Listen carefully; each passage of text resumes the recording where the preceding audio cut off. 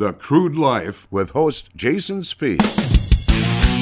My name is Jason Spees, and this is the Crude Life Daily Update. On today's episode, we talk with Kathleen Sgamma, president of the Western Energy Alliance, about her recent testimony in Washington, D.C.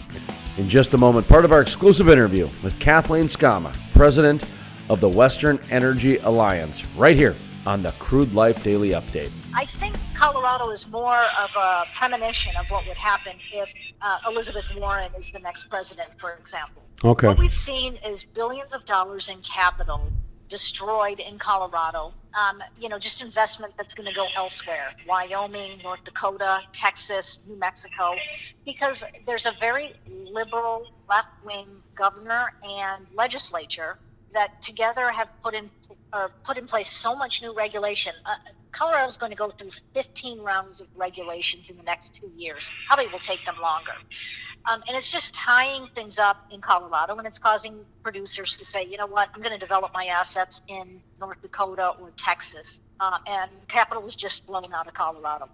Well, I think it's the death by 1,000 cuts. So there are 3 bills aimed at the oil and natural gas industry that would increase costs, increase royalty rates, increase red tape, just increase all types of costs. And what legislators are forgetting is that the process on federal lands is already so much more onerous than on state or private lands, so that it takes years longer to develop on federal lands. So when you add in even more costs, it's going to cause producers to go to adjacent state and private lands and leave the federal lands, or go to other areas of the country like Pennsylvania or Texas where there is no federal land.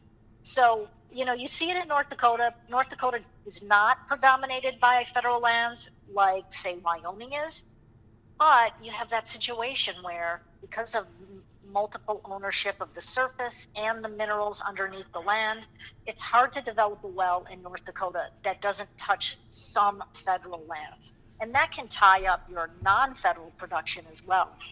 So we're just trying to make sure that that process is certain, that there's some predictability, that it's not going to take 10 years before you can get a permit, but that it can be done in a reasonable amount of time. And so that's the message I was delivering before Congress today. And that was Kathleen Sgamma, president of the Western Energy Alliance. To listen to the full-length interview or to check out other exclusive interviews, visit thecrudelife.com. That's thecrudelife.com.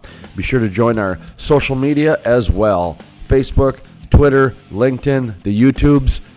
Go to thecrudelife.com and click on the social media tab.